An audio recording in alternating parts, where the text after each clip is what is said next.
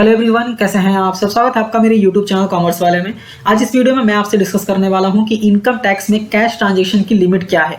और ये वीडियो बनाने का मेन रीज़न ये है क्योंकि बहुत सारे ऐसे लोग हैं जो अभी भी कैश ट्रांजैक्शंस करते हैं।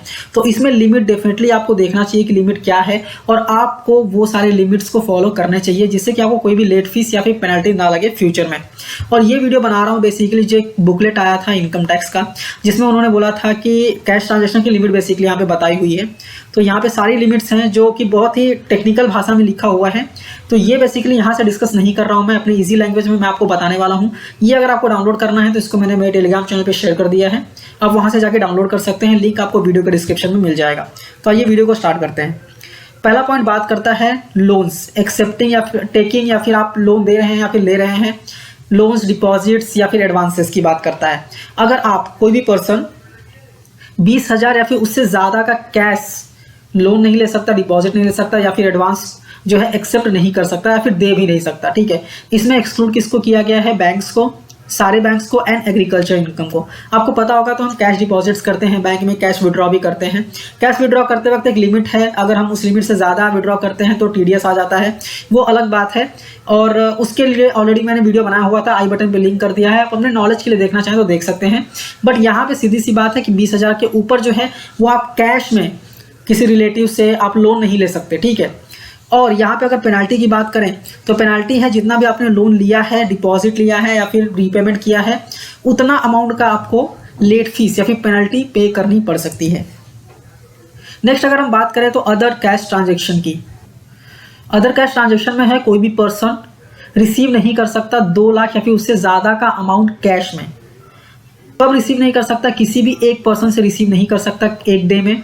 किसी एक सिंगल ट्रांजैक्शन के लिए 2 लाख रुपए रिसीव नहीं कर सकता, या फिर कोई एक इवेंट था या फिर कोई एक ओकेशन था, मतलब एक पर्सन ने कोई इवेंट ऑर्गेनाइज किया था या फिर ओकेशन ऑर्गेनाइज किया था, उससे उस ओकेजन और फिर उस इवेंट के लिए, दैट मीन्स उस ट्रांजैक्शन के लिए आप 2 लाख रुपए या फिर उससे ज़्यादा का कैश नहीं ले सकते। दैट मीन्स अगर मैं एग्जांपल दूं तो आप एक बिजनेस कर रहे हैं, आपने एक इनवॉइस रेज किया 3 लाख रुपए का, तो आप वो अमाउंट जो है वो 2 लाख से ऊपर, दैट मीन्स 3 लाख रुपए आप कैश में नहीं ले सकते, ठीक है। आई होप आपको ये समझ में आ गया होगा। अगर यहाँ पे भी पेनाल्टी की बात करूँ मैं, तो जो आपने कैश लिया हुआ है ना, उतने अमाउंट, इक्वल अमाउंट का आपको पेनाल्टी जो है वो लग सकता है। नेक्स्ट अगर बात करें तो disallowance of expenses incurred in cash.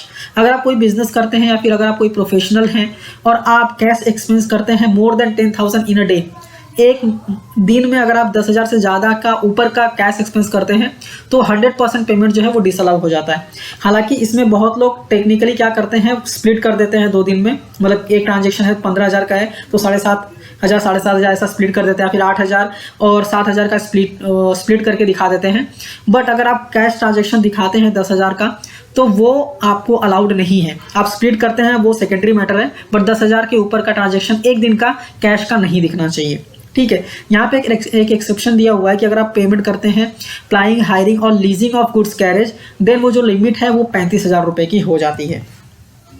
Next अगर हम बात करें कोई फिक्स एसेट आप खरीद रहे हैं, दैट मीन्स कोई कैपिटल एक्सपेंडिचर आप कर रहे हैं और आप पेमेंट कर रहे हैं more than 10,000 in a day, मतलब आप 10,000 रुपये से ज़्यादा का कैश पेमेंट कर रहे हैं, तो आपने जितना भी एक्सपेंसेस किया है ना कैश में, उतना अमाउंट आप कॉस्ट में ऐड नहीं कर सकते, मतलब उस फिक्स एसेट्स के कॉस्ट में आप ऐड नहीं कर सकते। और जो आप ऐड नहीं कर सकते दैट मीन्स कि आप उस पर डेप्रिसिएशन भी चार्ज नहीं कर सकते। तो अगर आप फिक्स एसेट्स खरीद रहे हैं या फिर कोई कैपिटल एक्सपेंडिचर कर रहे हैं तो मेक श्योर कि अगर 10,000 से ऊपर का पेमेंट हो तो आप कैश में ना करके अदर देन कैश करें। नेक्स्ट है कैश डोनेशन। अगर आपको पता होगा तो अगर आप डोनेशन देते हैं, कैश में देते हैं, तो 2,000 से ऊपर आपको अमाउंट अलाउ ही नहीं करता है। तो भले ही आपको रिसिप्ट मिल गया हो, आपको जो ट्रस्ट है या फिर पॉलिटिकल पार्टी है जिनको आपने डोनेशन दिया है उन्होंने आपको रिसिप्ट दे दिया हो कि आप डिडक्शन ले सकते हैं, फिर भी आपको डिडक्शन नहीं मिलेगा अगर आप 2,000 से ज़्यादा का डोनेशन करते हैं कैश में। नेक्स्ट हम बात करेंगे हेल्थ इंश्योरेंस का। अगर आप हेल्थ इंश्योरेंस के लिए पेमेंट कर रहे हैं तो आप 1 रुपये भी कैश में पे करेंगे ना तो वो अलाउड नहीं है। आप हेल्थ इंश्योरेंस का पेमेंट कैश में कर ही नहीं सकते, बैंक में करिए, एटीडी में आप डिडक्शन ले सकते हैं। इसमें भी एक एक्सेप्शन है प्रिवेंटिव हेल्थ चेकअप का। अगर आप प्रिवेंटिव हेल्थ चेकअप के लिए एक्सपेंस कर रहे हैं और कैश में कर रहे हैं तो वो अलाउड है, कोई भी दिक्कत नहीं है। तो आई होप आपको समझ में आ गया होगा कि कौन कौन से ऐसे ट्रांजेक्शन है जो कैश में अलाउड नहीं है और कितना लिमिट है और लेट फीस क्या है या फिर पेनाल्टी क्या है। तो वीडियो अच्छी लगी है, समझ में आई है तो लाइक कीजिए, अपने दोस्तों के साथ भी शेयर कीजिए, और अगर आप चैनल पे नए हैं और ऐसी वीडियोस देखना चाहते हैं तो चैनल को सब्सक्राइब करना मत भूलिए। Thank you for watching and मिलते हैं नेक्स्ट वीडियो में।